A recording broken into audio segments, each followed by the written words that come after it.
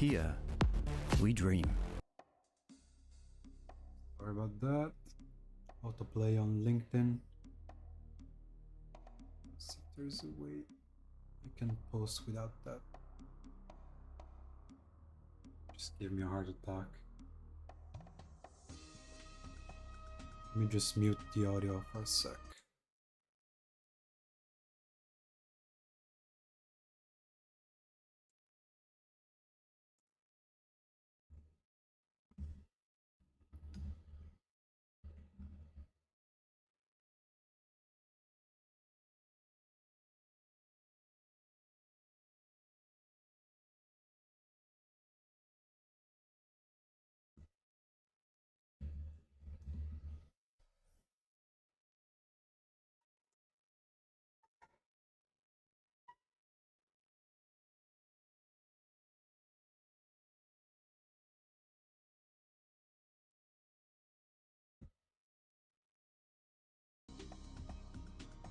Okay, we are back.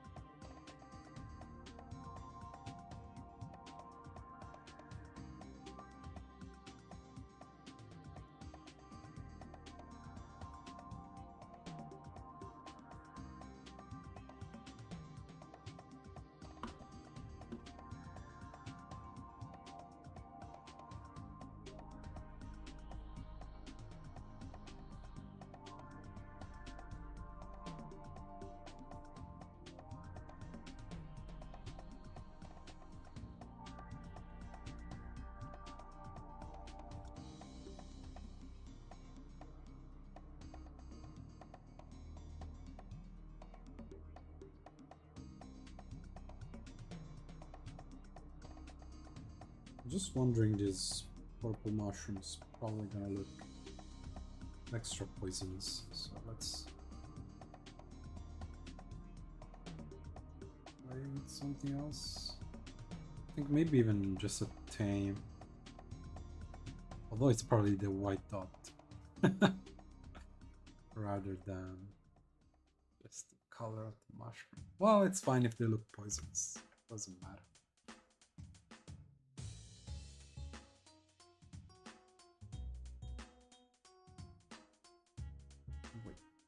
Happening here? Okay, I got a selection.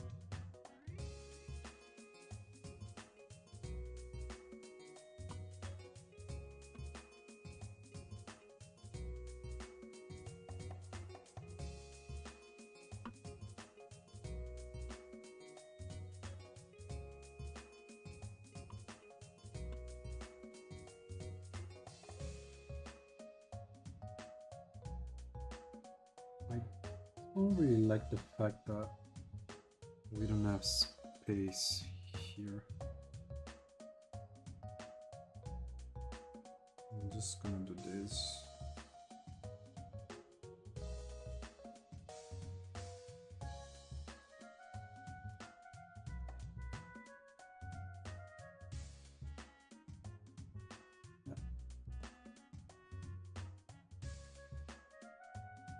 I think this is a little better.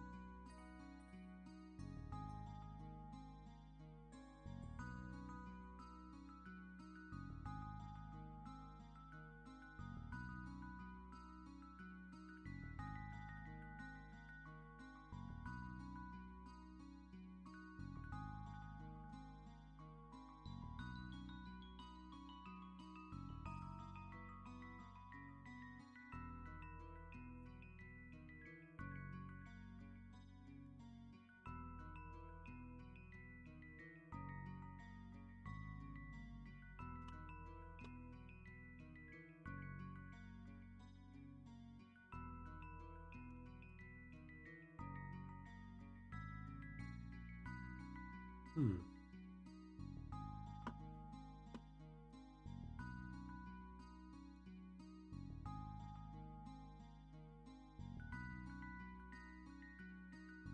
Just gonna drop in a little bit of dirt to break up the grass. Just a bit, just a bit. Also gotta work on the fruit stuff. Let's start by masking out.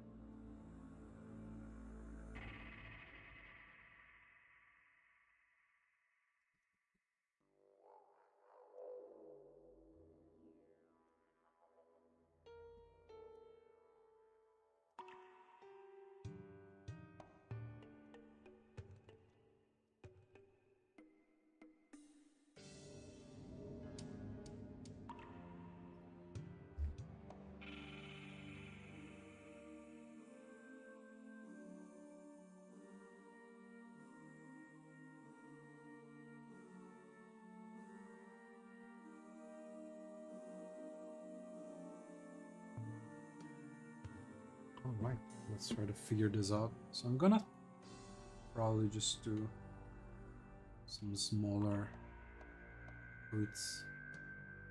So this could look like a cherry maybe? Or any kind of berry, honestly. So, I just kind of want to give it up.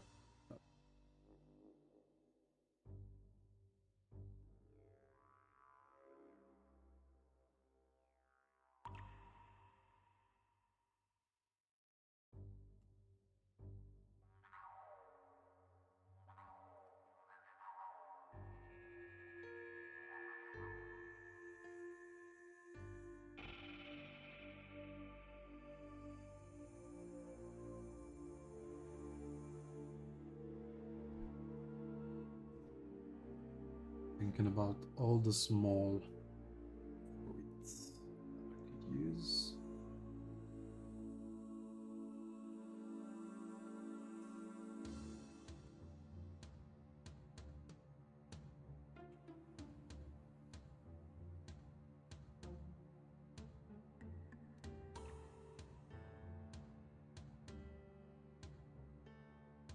Just don't want it to be too much of the same.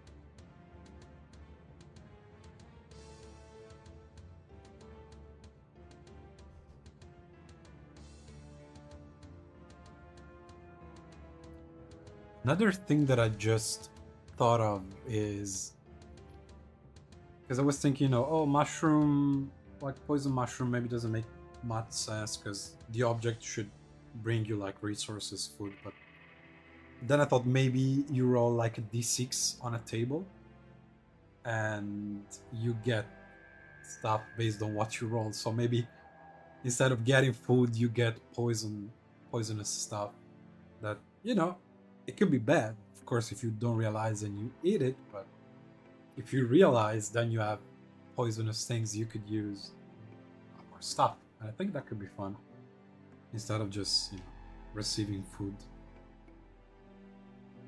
Could be an interesting variation of the idea.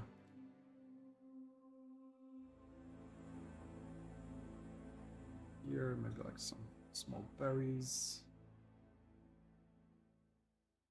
And I think maybe I can sneak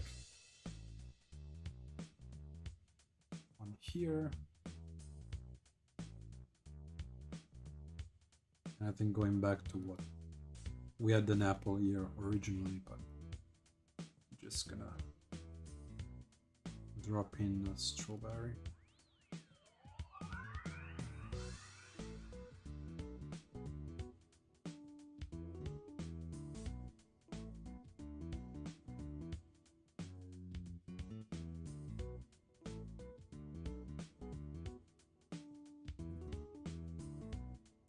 I guess I do have to hint on the seeds a little. Well, you gotta do what you gotta do.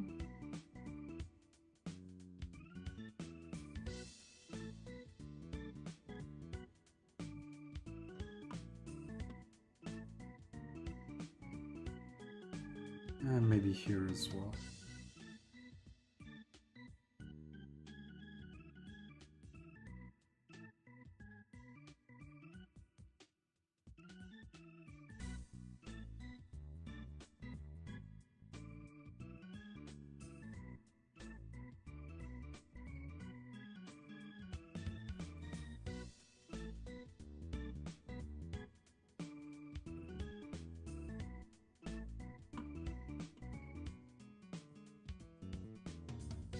This strawberry looks really weird. I'm not sure I like it. Damn it. Maybe I should sketch it out with a nice sketch brush. This thing.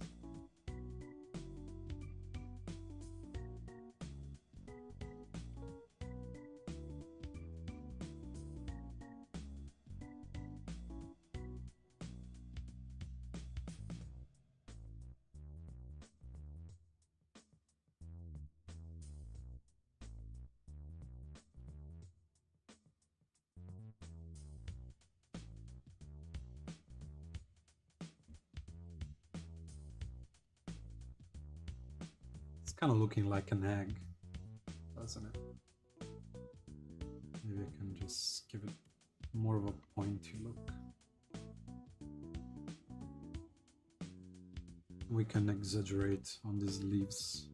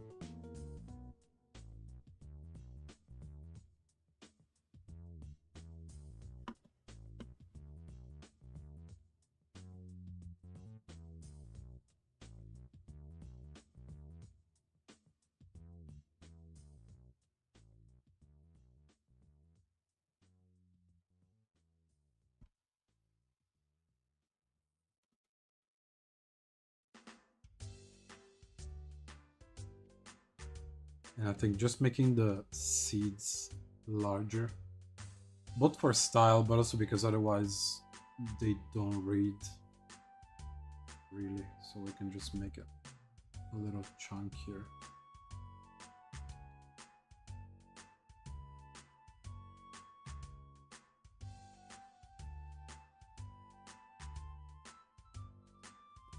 All right, and now we can sort of make these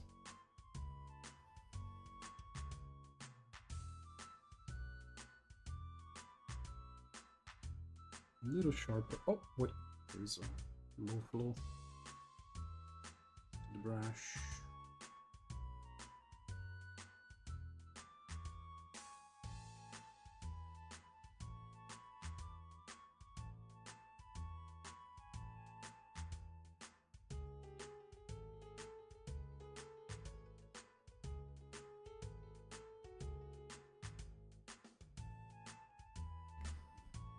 kind of want to add a bit of a shadow to this snail as well.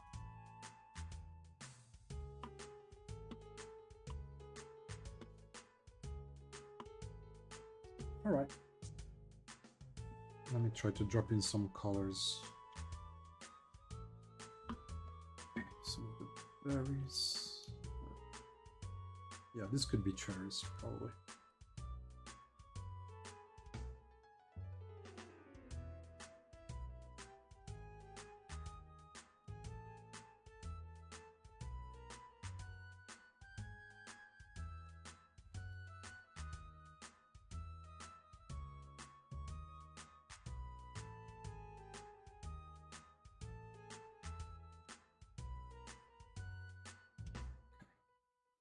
I was wondering why it was not working.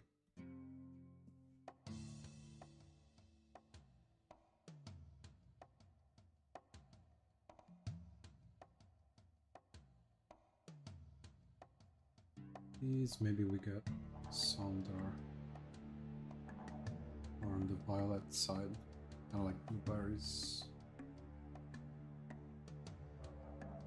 I mean, I know blueberries are not this color, but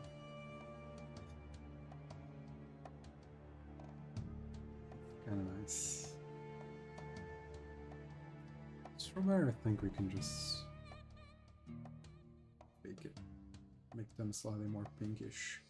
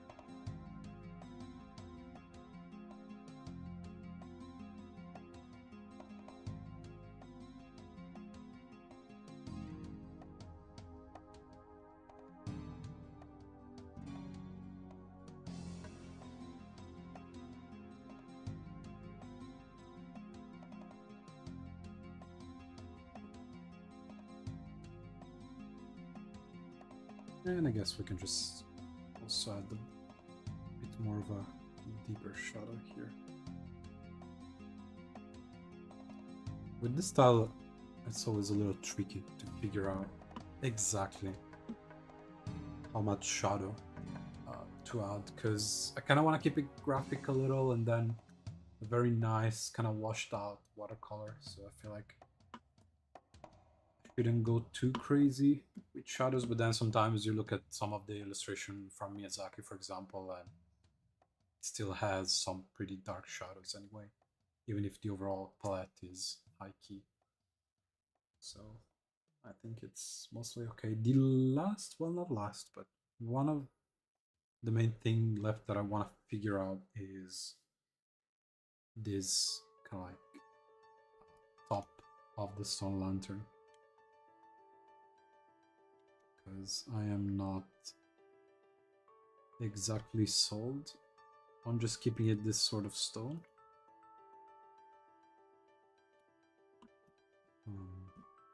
So I think the first thing I'm just gonna try and make it this purple thing.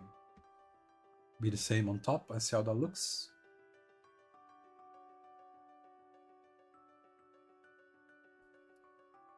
But you know, it might not work. We'll see. First, I'm just gonna try to just use multiply so we can do a quick test.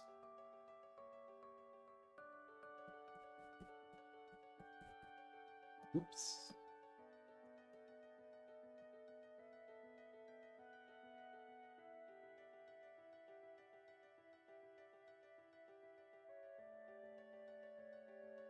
But I think, you know, it's... Purple doesn't really often have a good connotation in terms of meaning. So it might not be the best color in this case. So I might end up changing the one at the bottom as well.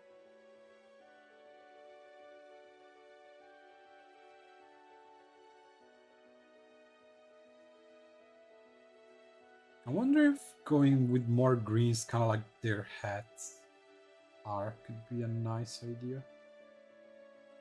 Like something like this. I kind of like it. I'm too partial because this is my favorite color.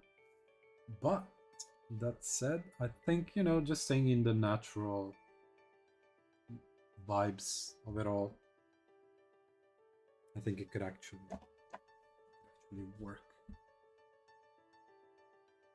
So green, and then I could just use another tint for this, or I could go complementary, which is actually pretty close. I'm just gonna, what, this is multiply, but let's do this back up. So it's pretty similar to what we have already, just slightly warmer. And then we have a complementary with that green, which, by the way, I don't wanna do it this way because it's completely filled in and it's not the style. So let me just pick it, erase it, and then we're just gonna, fuck, I lost it. We're just gonna fill it back in.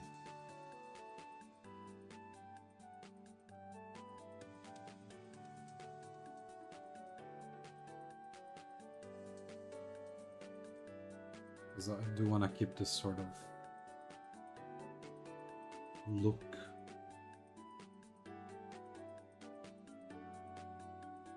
That feels like there's more painterliness.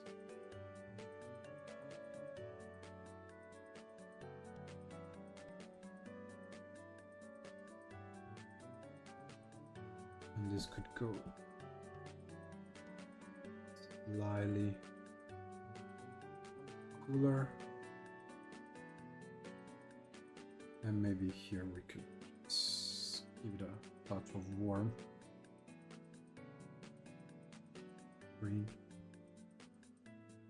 just to keep it interesting. Nice, much better than that flat green that we had there before.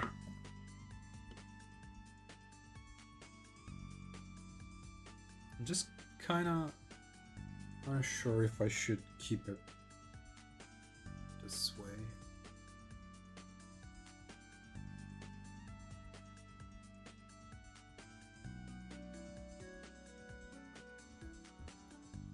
I think there is a ton of delay on the stream for some reason. Oh, maybe no, I'm just... Oh, okay, I was not at the latest update. I was still a little bit behind. I thought that was weird. Okay. So just to tweak a couple things. This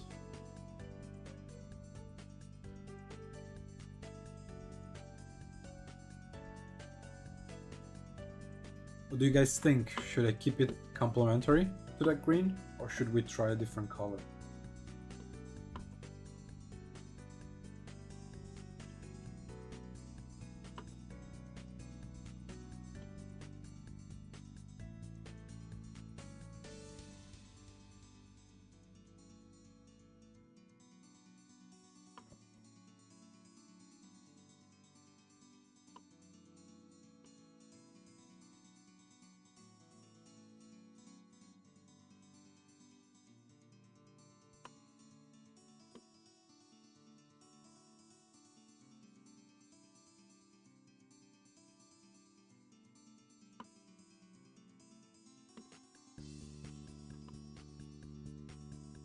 Although I guess with so much stuff that is pink, purple, kind of like a cool red, it might make sense to have it on the lantern as well to sort of unify.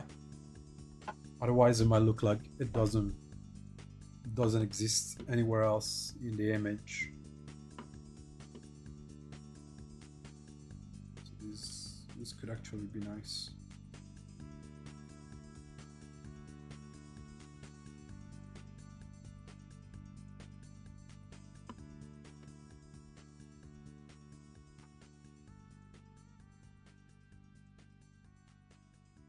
I'm just gonna saturate this water a little. Slightly gray in a few areas. And also have to consider, well, this is probably too much because I'm not painting in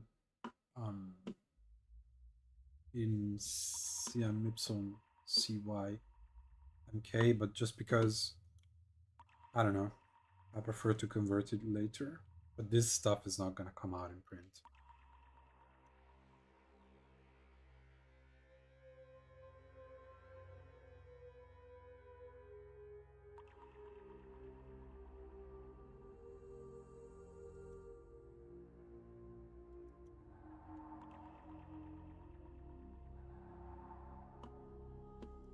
But we might as well try.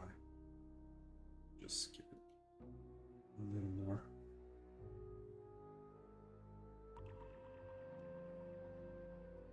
Indicate.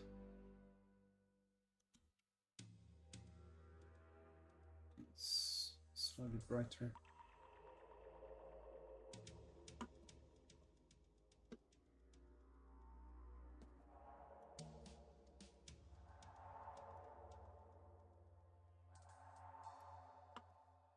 I'm not really digging what happened here with the various changes of color. Kind of messed with the look a little bit. So I'm gonna try to clean it up. And then we can reintroduce some color variety.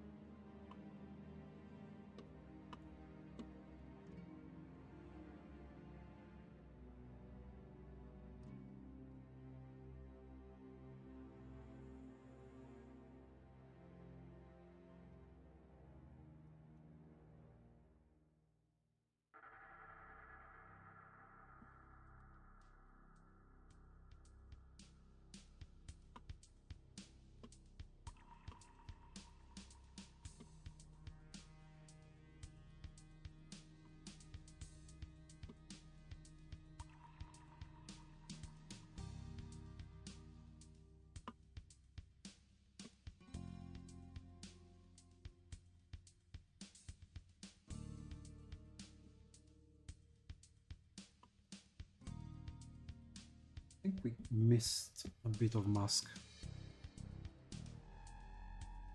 Yep. Hey Yasin, welcome. Thank you. How I do cheerful color. I think in this case, I'm definitely borrowing some ideas from the watercolor look, which, you know, it kind of has that sort of washed out high key feeling, which helps with those pastel colors make things feel more cheerful. So when you are putting combinations of color together, I think it's important that you mostly focus on a couple things. The first thing would be to, you know, really think about shifts of temperature. The second is bringing color palettes together. So not picking colors that are too contrasty with each other in terms of saturation or hue, like color that are a little closer together. So for example, here why this all works, I think, nicely together is because, you know, we got this sort of colors. First of all, I'm not using that many color. Like these are neutral grays, and I have like cool and warm grays. I have ones that have a bit of a green tint, and this helps like unify the painting. And then you can see that I try to have some vibrancy, but I don't go crazy saturated. This is pretty low saturation, it's like 30. But once you have these colors together, they're light, they feel a little bit transparent, and they kind of glow when you put them close to each other, right? So that's, I would say that's the most basic of it. Like they're pretty bright in value.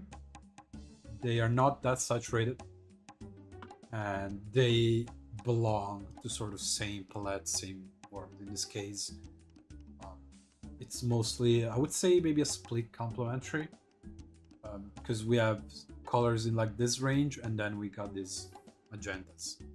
So in this case, if we were to use colorize, it would be like this complementary, but something like this, split complementary. We have this range, and then so I'm not picking things that are too outside of it, if not for very like specific small things like the gold here doesn't really belong to the palette, but it's very like small. Does that make sense?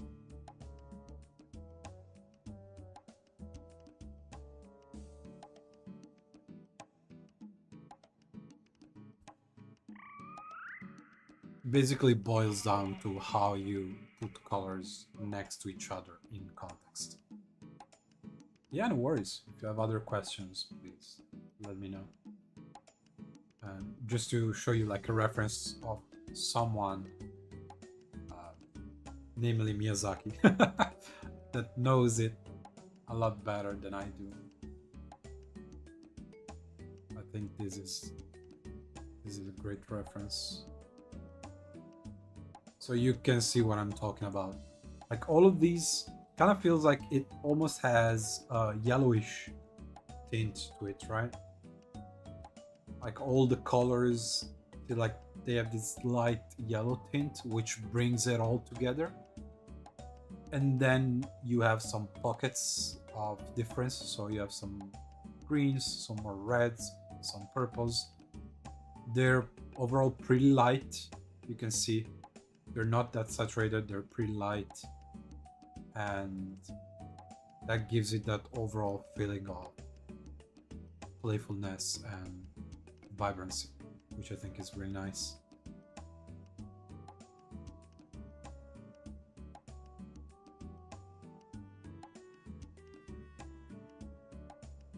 Alrighty, so we can delete these.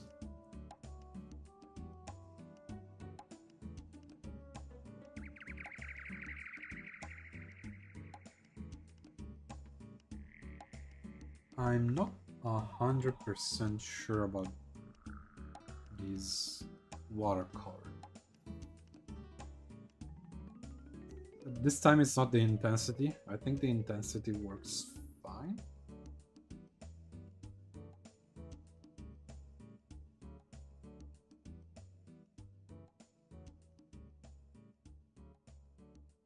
I do wonder if maybe we should just grab these and shift it a little more here, maybe.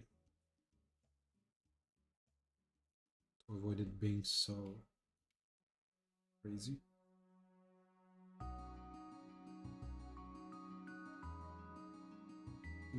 This just helps make it feel a little more natural, maybe.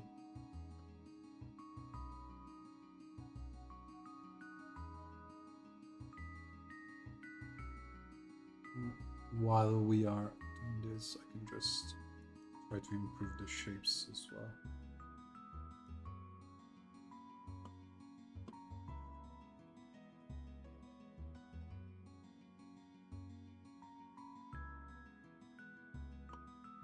Hey Junice, welcome. Long time no see. How are you doing, man? Thank you. Glad you like it.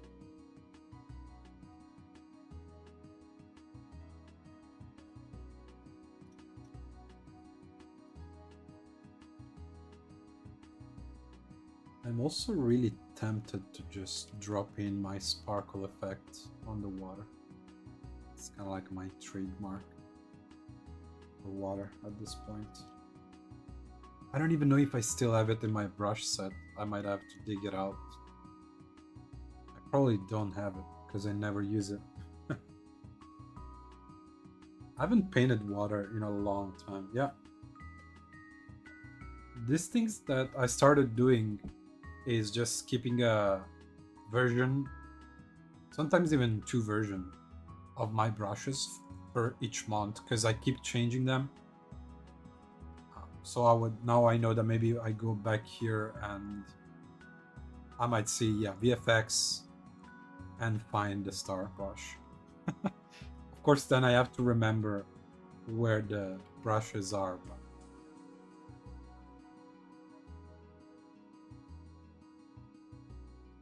I think it's pretty handy to keep a backup of your sets. Okay, yeah, I like this. Goodbye brushes.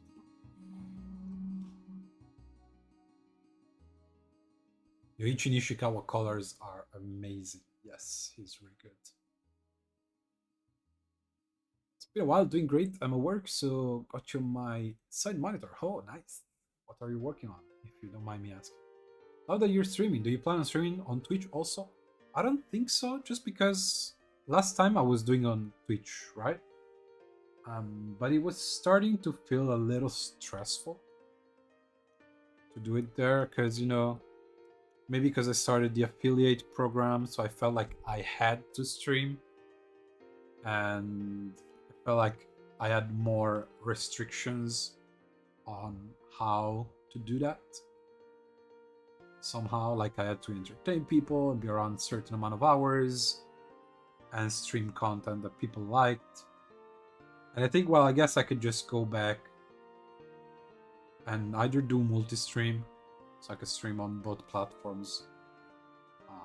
But for now, most likely I'll just stay on YouTube, just because I just want to hang out with people as I draw and talk, just chit chat a little bit. And I did it a couple times, and it's really, really chill. So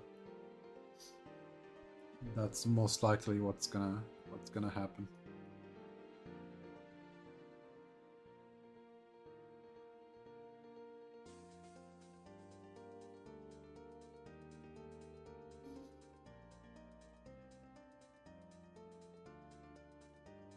Yeah. I mean, I guess I could do it on Twitch as well. Just I had already removed the affiliate program because I didn't really care to earn 3 cents. So I was like, yeah, whatever. Let's get rid of it. But I think they're also a little more annoying for the music. which I could maybe work around. But yeah, we'll see.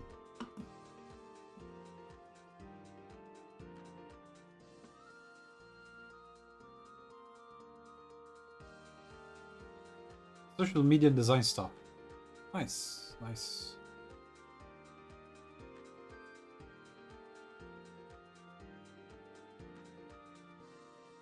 Yeah, I might need your services eventually.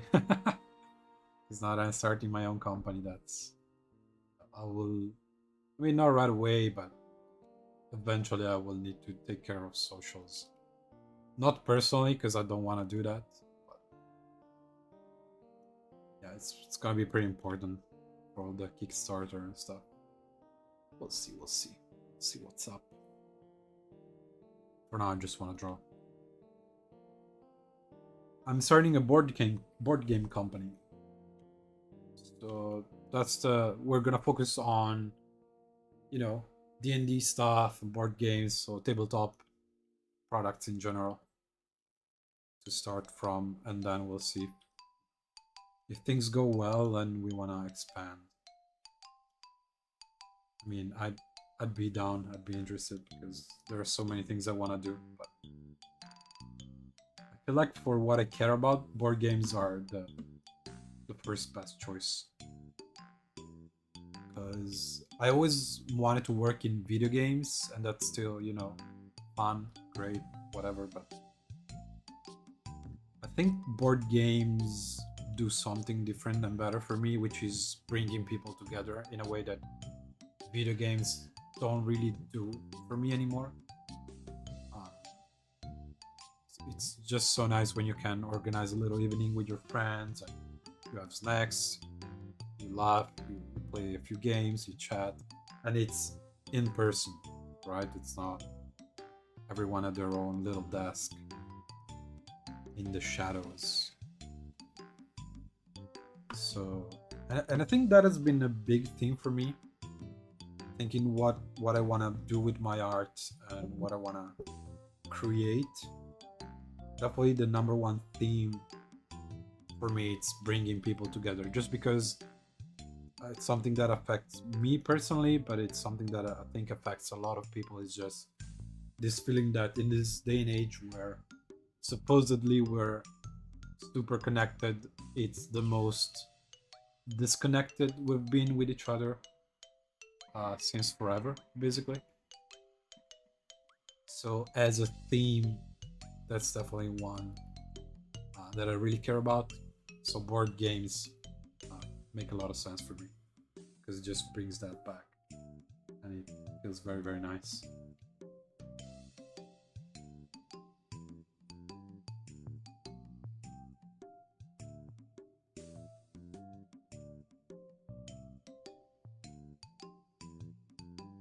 Oh yeah, absolutely. Like producing something from nothing, just going through the whole process is a lot of work. It can be scary, honestly. But I think at the end of the day, what I was talking about earlier, it was you don't want to live in with the regret of not even having tried, and also nothing is definitive and permanent. And what I mean by that is, I can fail, I can learn from it, I can try again, I can do something else if it doesn't work. But if I never try it, then I will always have that voice in my head that says, what if I actually try to do it? What if it worked?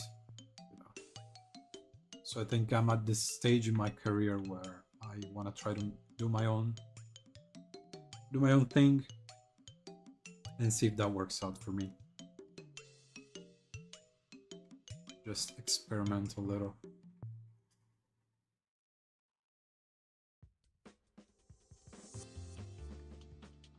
Yeah, I mean, I don't have the, I'm not gonna say, oh, my games are gonna bring people together, the world, whatever. I'm gonna solve these. It's not that. It's just, even if I can contribute a little bit to create a nice, even a nice evening for a group of friends, or even just, you know, couple, whatever that may be. I think that is valuable. Like, I don't have to change the word to find meaning into doing this stuff.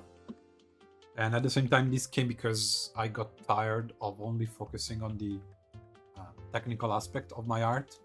Because yes, I still want to improve, I still want to get better. There's so much to learn. But at the same time, just making art for the sake of it and just thinking about it from a technical point of view, it's not fulfilling enough at the moment. Which is why I'm trying things that are a little, well, I would say not a little, they're really different from what I usually used to do. Like, there's more line, there's more character, there's a little more story, and it's a completely different process. But I think it's definitely worth it. Do you already have some kind of Kickstarter or social media we can follow in advance? Not yet, just because I am creating the company these days. I'm already in touch with the marketing team that's gonna handle the campaign, and all of these illustrations are gonna be used in the sample product and in the Kickstarter as well. So I'm just doing that prep work, and then I'm gonna use, you know, 3 to 4 months to build the hype for it. Start like make the accounts and get in touch with influencers that work in the field, journalists, and things like that, just so we can build interest and momentum. Because all the people I spoke with about the project were very positive about it. Everyone said it looks nice and like it looks really good, and the idea is very nice and interesting, and it can make a great product if done well. So I think we might have something, but at the same time, it's like, let's focus on one thing at a time.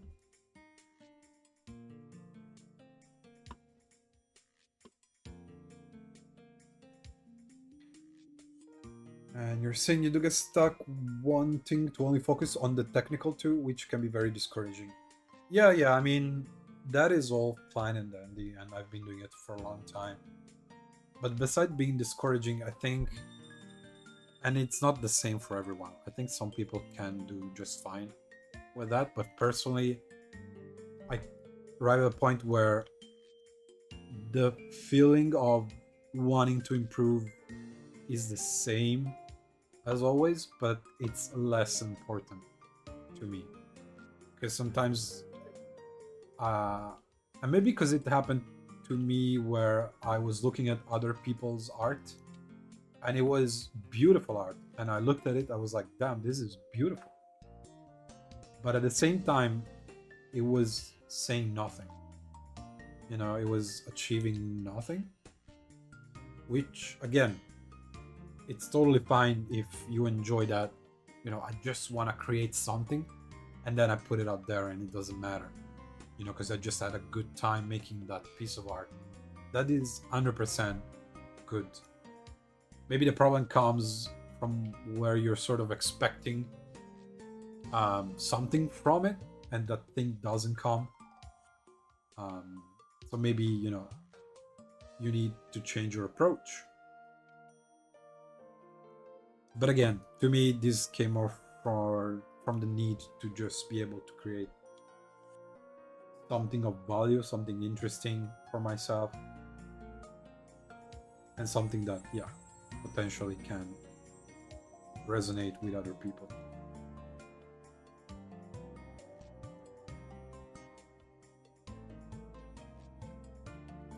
It's more stressful to think way too big when things are still starting. Yeah, absolutely. Absolutely. Just gotta... I think the hardest part is just starting. Once you get started, maybe you get into the flow of things and it's a little easier. But at the beginning, it can be daunting. Whatever kind of project, like even if you're making like a portfolio project, that can be scary too, because there's potentially so much work that needs to be done. So starting from just one thing, which is what I'm doing with this illustration. Like I start a small doodle, and then I build the whole thing without really thinking, oh my god, I have to, first I do the doodle on paper, then I do a sketch on it digitally, then I clean up the sketch, and then I do the colors. Which, if you have to think about it that way, you never get anything done, basically.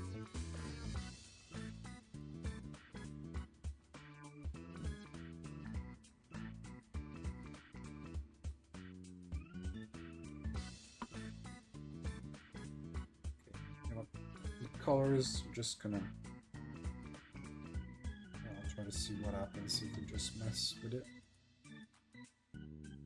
Kind of like the waters when it turns green. I know that we just pushed away from it, but let me see. Just for that one, I'm gonna do these, and then I'm gonna mask and bring it back. Just a bit of that green.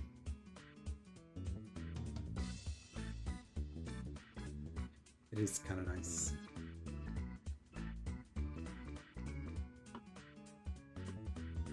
Okay. So I think I could probably darken the top here slightly and then lighten the stone behind.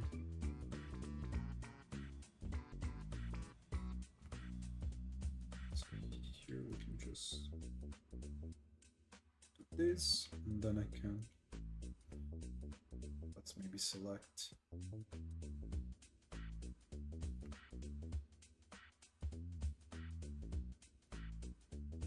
just so you see there is a slight silhouette there. Here I don't care too much. There, maybe we could create a shadow. Let's see. Let's do it. Other layer, multiply, select this thing.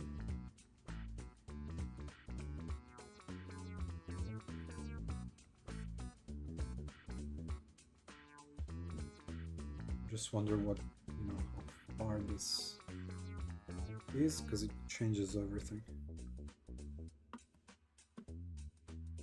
I think it might just be something like this.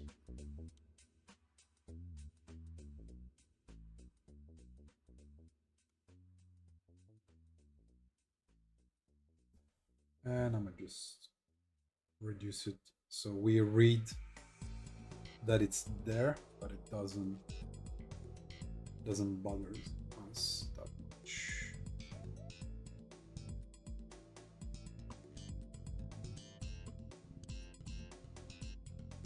Just makes it feel slightly more grounded, and I do want to darken it as well.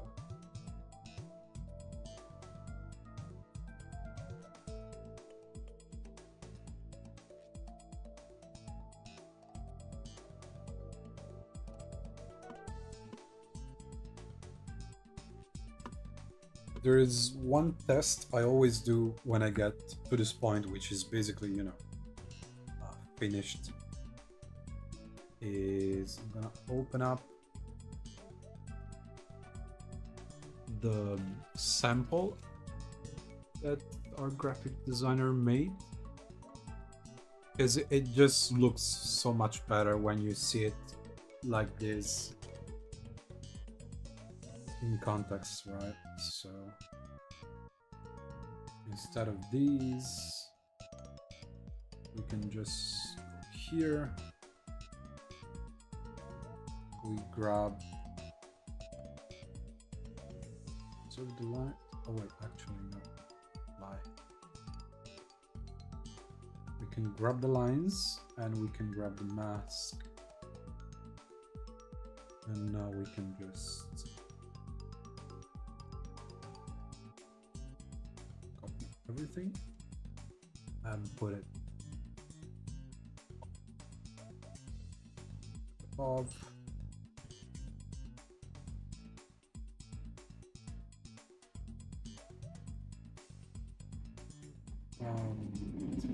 It's just this.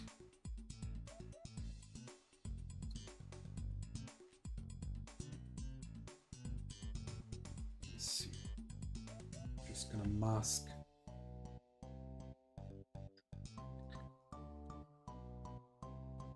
I'm gonna bring back some text. Well, can't bring that back. We don't have enough space. This is fine. And then I also wanna just see what happens if I mask these.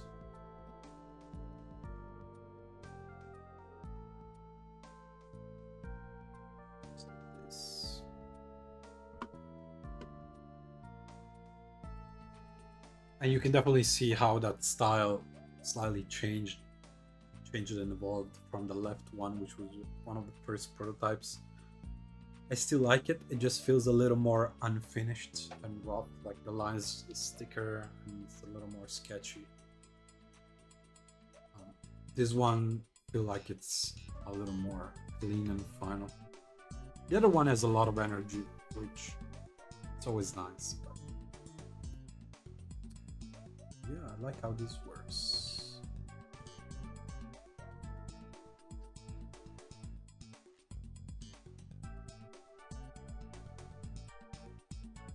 Having a few of these always to see how that works, but I think, yeah,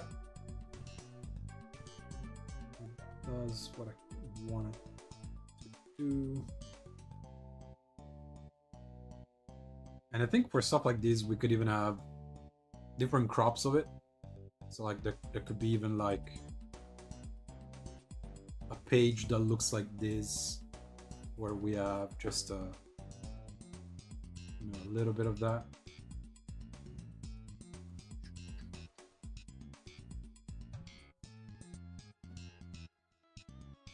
I think it could be nice in places like these, or maybe the other way around. Even if we wanted to just shoot these and crop away this part. Yep.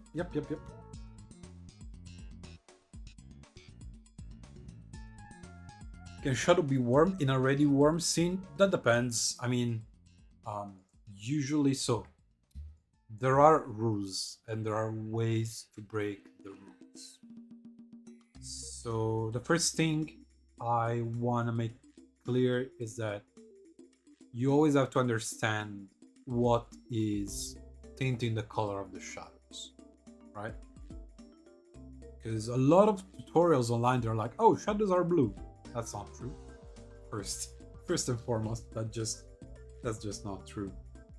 And the other thing that is often said is like, if you have warm light, then you have cool shadows.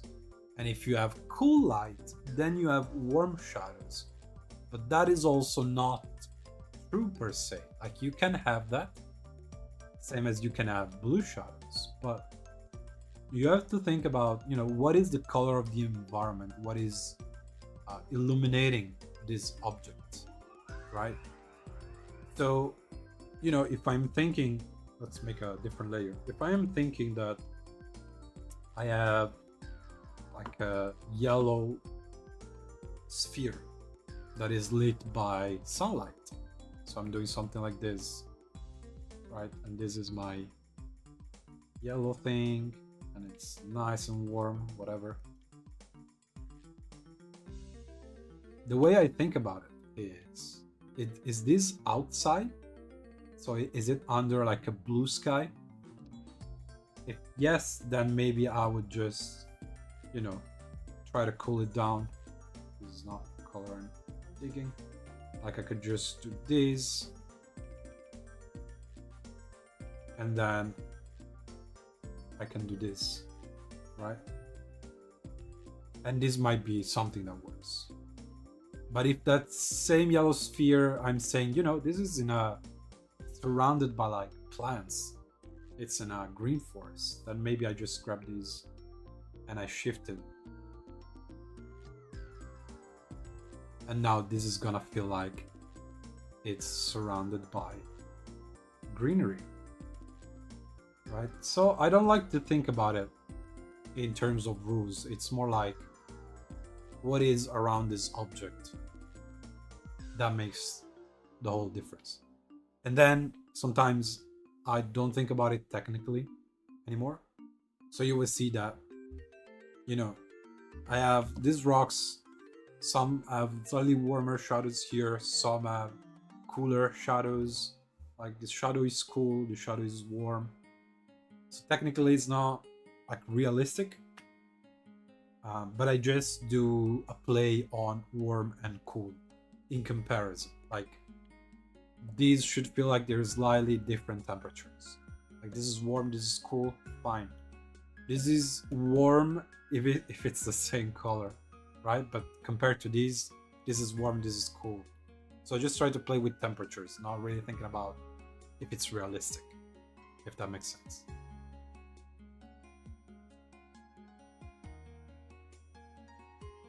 Basically the ambient and boss light? Yes, exactly. Never seen this type of color mixing? Yeah, this is kind of like these watercolor brushes. They can make it complicated, so you sort of have to, you know, find the color for it. You can't build it up that much, so you just have to, you know, find exactly what it is.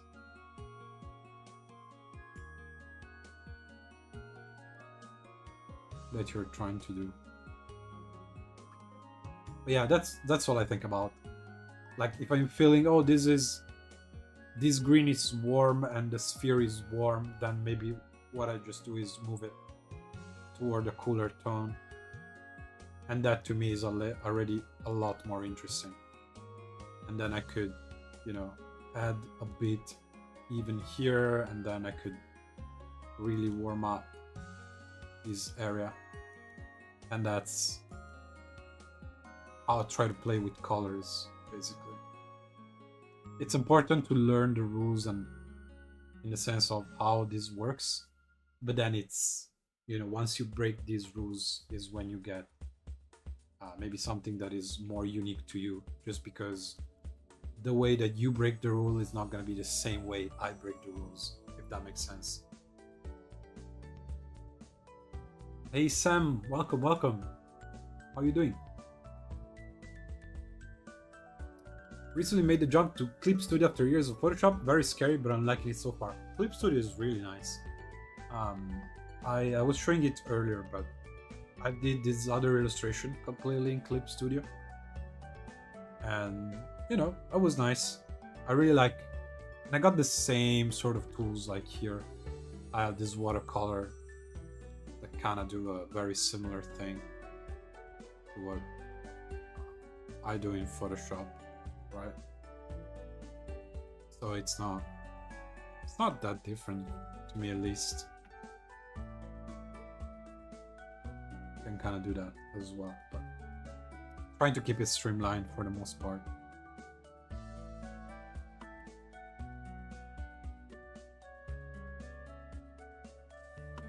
Yeah, you can really use whatever, honestly.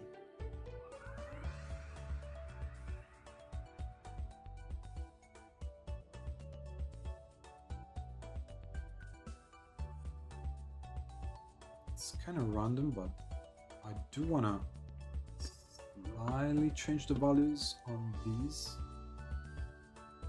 This is like a medium. You could either go lighter or go darker. I'm gonna try to go slightly darker.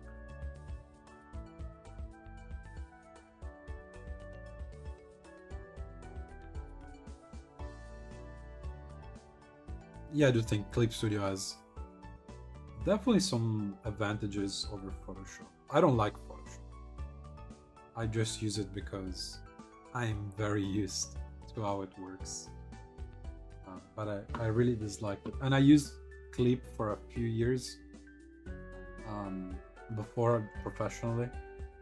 The only issue that I had with Clip is that it doesn't work that nicely at higher resolutions. Like, it kind of struggles performance-wise,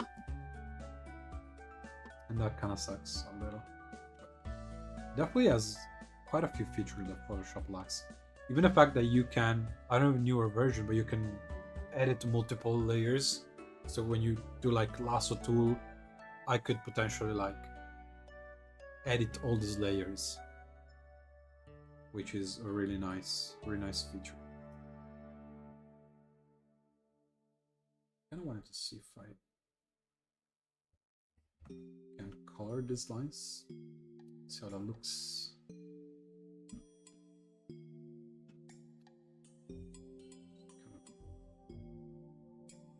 This is the same, pretty much. Problem is that I think something red could be nice, or maybe I want to go too purple. Maybe a magenta. Something like this would be nice. Because that, you know, in places just gives it a nice extra liveliness, if that makes sense. So this shadow, yes, it's approved. Merge the colors. Oh no, wait. Okay, yeah. I'll put this in the wrong layer. Okay, even just a slight change helps.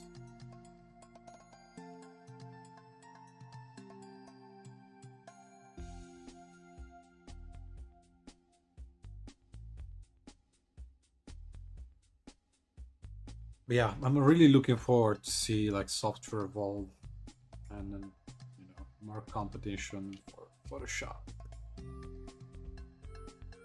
I think it's already viable. Like if you don't want to use Photoshop, you can definitely just use Clip instead.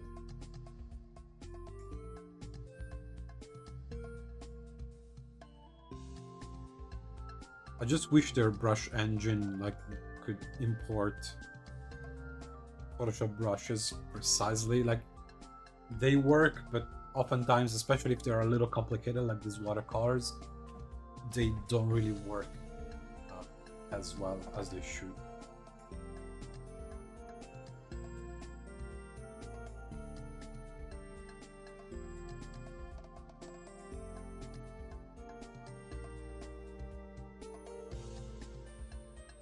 Alrighty. I think I also have another illustration that I need to start for this project. Starting is always the hardest. And this might still need a little extra figuring out, because this is still really rough. This is like first stage sketch.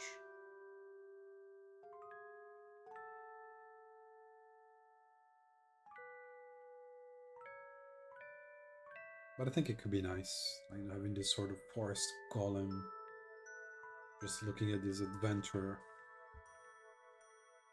Yeah, this require a little bit of brain power figuring that out, so I might not start now.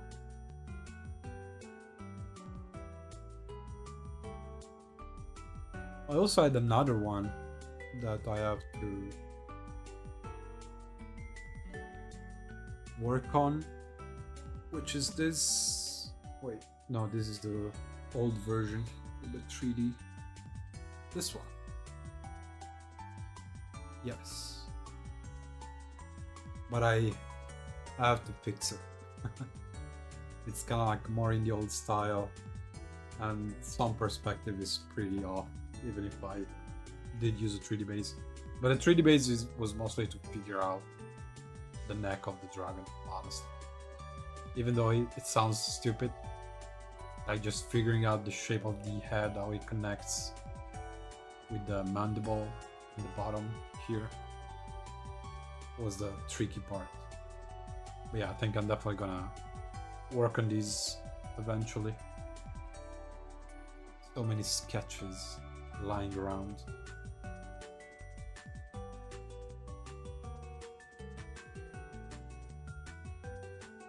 Thank you. I appreciate it. That's definitely the whole mood vibe I try to go for. Or I guess that's just what comes true. But initially, this project looked really different. I was going for a standard D&D vibe, which was, you know, this sort of illustration, like kind of dark and grimy. And I had, let's see, I also had this other one, like this dagger, like more standard style. Yeah, of course, man, it was awesome to see you back here, and you know, drop by our Discord to see the notifications. I think you're already in there, are you? But anyway, you will be able to see me posting there and sometimes on other socials when I go live. So. Thanks for stopping by and have a good one. No idea? Yes, then you can find a link. See ya! But yeah, this was the style that I was going for initially, but I ended up changing my mind just because I had things like this illustration. If we disable the mask, is there a way to like I really liked this initially, but at the end of the day it was just another standard fantasy illustration, so to speak. So I wanted to do something different. Also, I don't know if you can see the creepy guy in the back. I'm just gonna boost it up for you. But that's not the mood I wanted to go with. This was from a couple years ago. I think this new style is more aligned with what I'm trying to do, basically. Yeah, the goblin, yes. I do want to have goblins, they just need to be cuter goblins.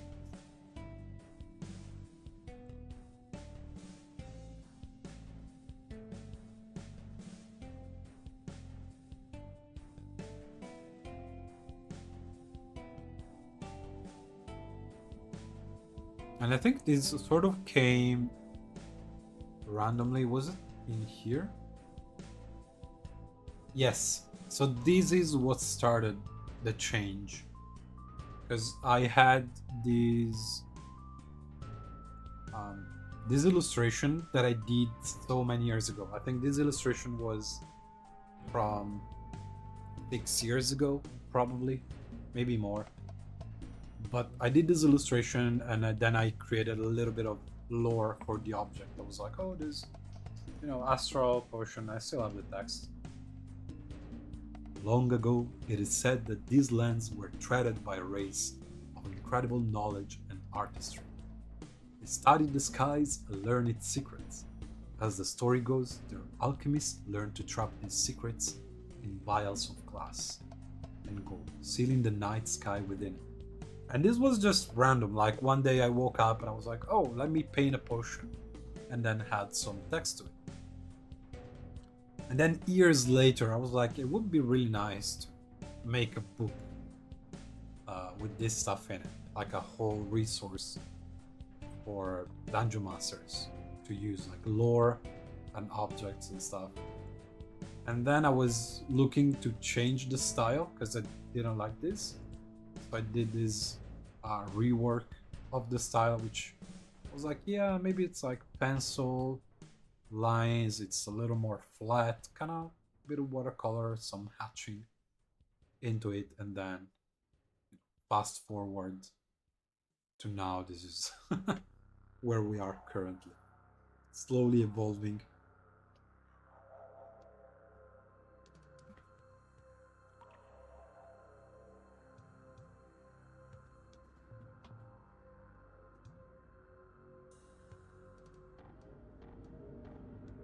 And I was thinking for this illustration, maybe I could have added, and I guess I still can, just a small creature. Like I have a snail, but I wanted to add like a bird or a squirrel, something like that.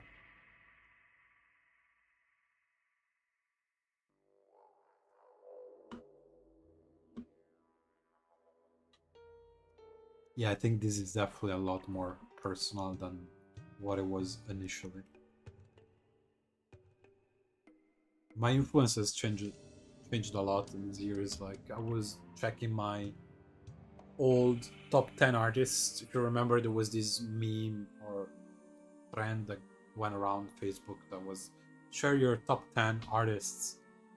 And from my top 10 of back then, I think maybe one stayed, but everyone else changed. And the latest one I have is, let me see if I can quickly find it.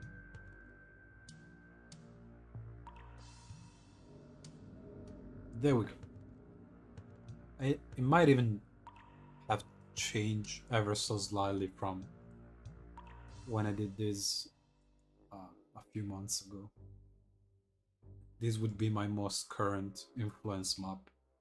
So you can see it shifted very heavily toward Eastern art.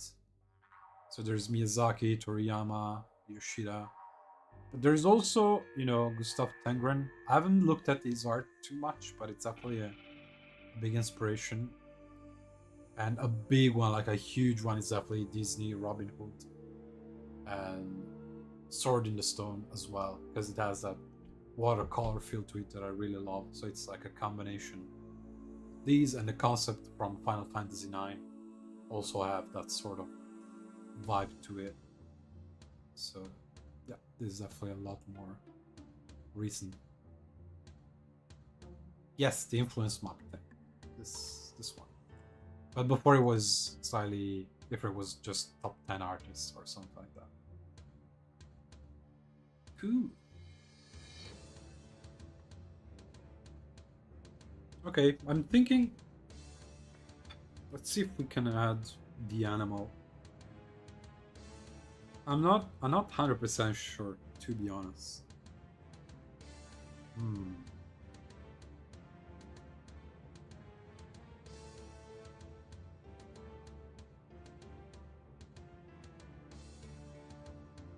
Because I think an animal would have to be pretty big compared to these guys. Like maybe a tiny red robin could be as big as them, but anything else could definitely be way too big for the scene.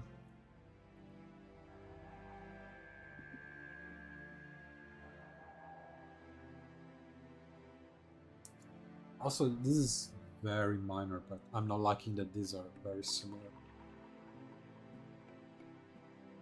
But I think at some point, as I make the illustrations, I will kind of like go back and change all the sort of minor things. Because I guess doing hundreds of these, I'm bound to improve and just change the way I do things. So at some point I will just look back and fix all this minor stuff.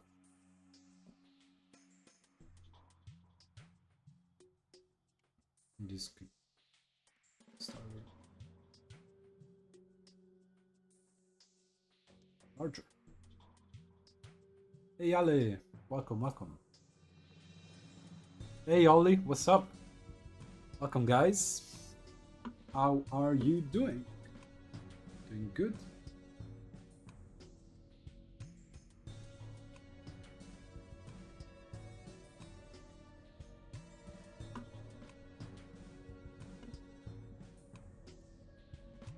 Just want to try to see maybe a little bit of a edge highlight where the stones meet.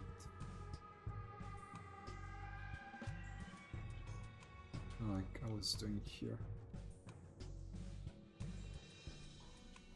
Doing good, just got back home, time to do some worky work. Awesome, man. How's that going? Hopefully you're enjoying it a little bit more than last time.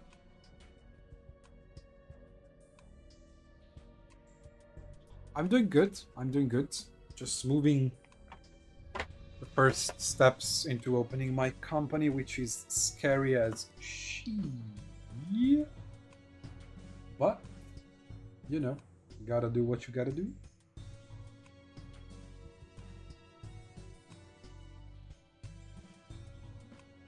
Kind of wanna go too dark here, but, and I'm also sort of bothered by the fact that this is tangenting, so I'm just gonna make this larger.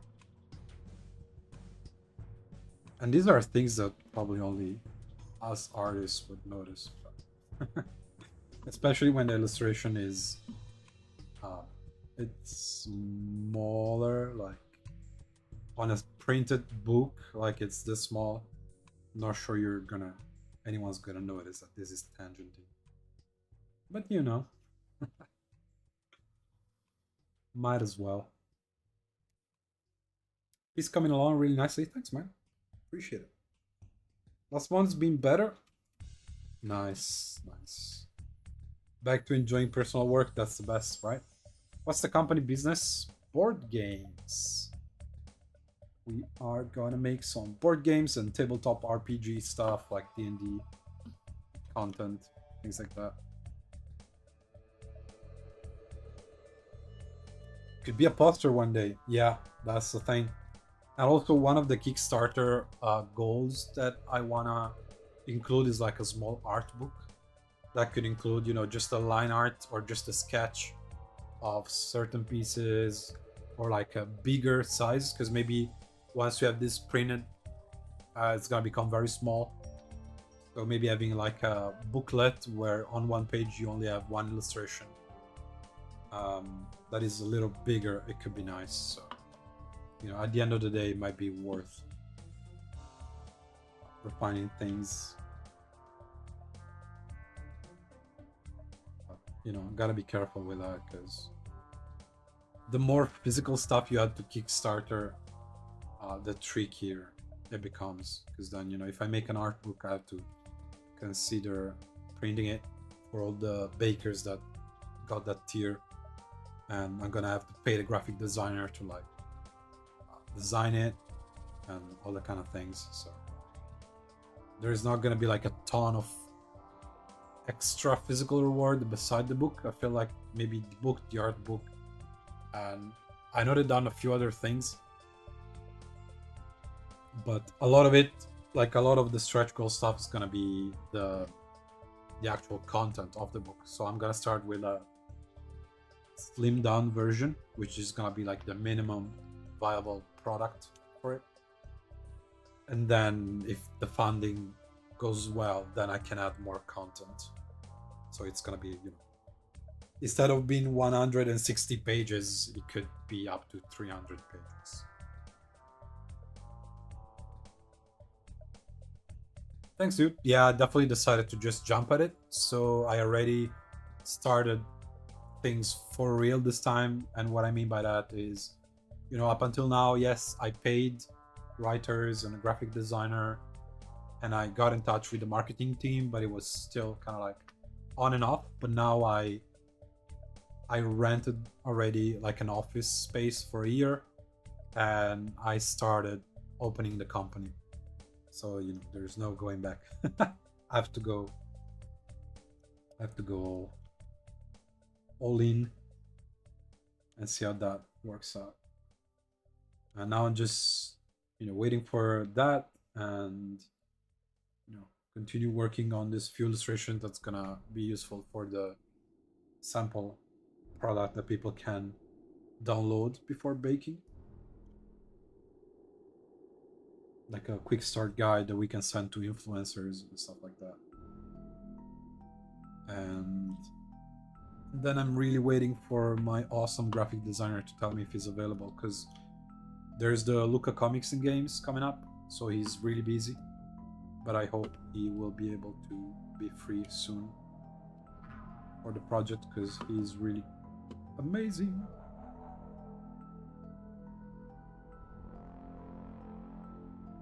Thanks, dude. Appreciate it. All right, take care, have fun.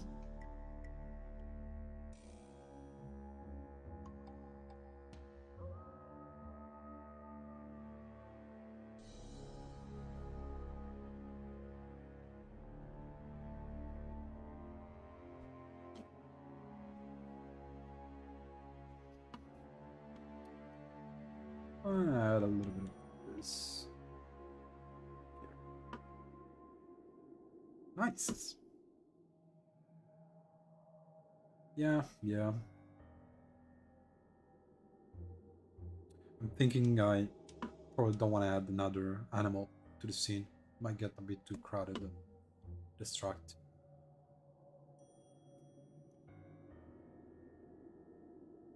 So one thing that I want to show you guys. So I've been running out of ideas for stuff to draw.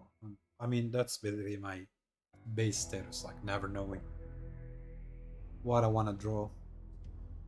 So I made a little generator, which is just a list of words like this. I made this little thing, which is basically a list of different words that are, you know, keyed into the JRPG or fantasy, general like fantasy vocabulary. And then I just randomize. And as soon as I see something that it's interesting, I will try to draw it, like sketch it. And that has been working on pretty well. Sometimes, like, a lot of things are crazy. But think even like something like these, like a dagger romance. Like, it doesn't have to be exactly, but it could inspire an idea. Like, oh, maybe there is a dagger that, you know, when you get stabbed, instead of, you know, being a wound, you get charmed, right? I think that's a nice idea. Maybe I'm gonna write it down actually. And I think this is really fun for me. Let's see, dagger romance. You can find it at this link, or if you want, I can drop it in the chat. If you wanna mess around with it. Do any video games influence your art too? I would say so. Probably not as many. I would say that the main influence right now is Final Fantasy IX, just because it has really beautiful concept art and art in general, design. JRPGs are what I currently look at the most. So Legend of Zelda. I love Monster Hunter, even though from World, I'm not a fan of the concept art because it's very like realistic. But I really dig the booklet they made, the editor sketches. That's really good. It's basically a bunch of pencil drawings, a little more fun, stylized. They're really, really good. Maple Story 2. I love Maple Story. And even like the BG music we're listening to, it's Maple Story. I never played the first one. I played a little bit of the second one. But the art was super charming. I really liked it. It's too bad that they closed the, you know, worldwide server.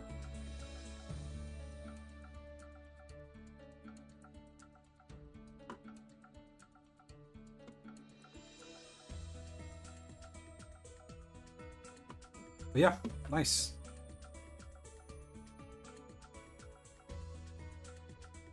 Yeah, if you can grab it, then absolutely go for it. Alright, but I think we're pretty much done with these, and I wish I could say I'm gonna stream tomorrow with the next one, like the Golem. But I am going on a small holiday for 5 days, 5-6 days. Which hopefully it's gonna be nice and recharging. Well, I'm gonna have to drive a lot, so I'm not sure about recharging. But it's definitely gonna be nice in the places that I see, at least.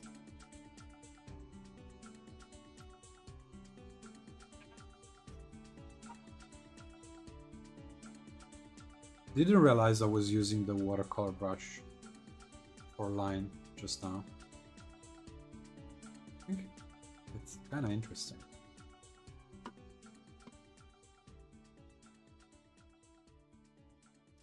But yeah, that means that probably the next stream, you guys, it's gonna be next Friday.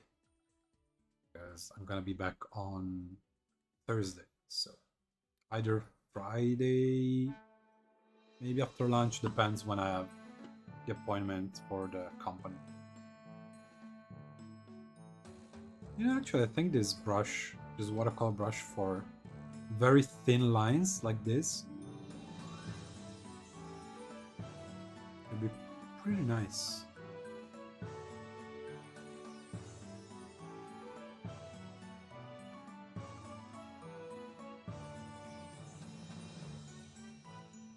Yep.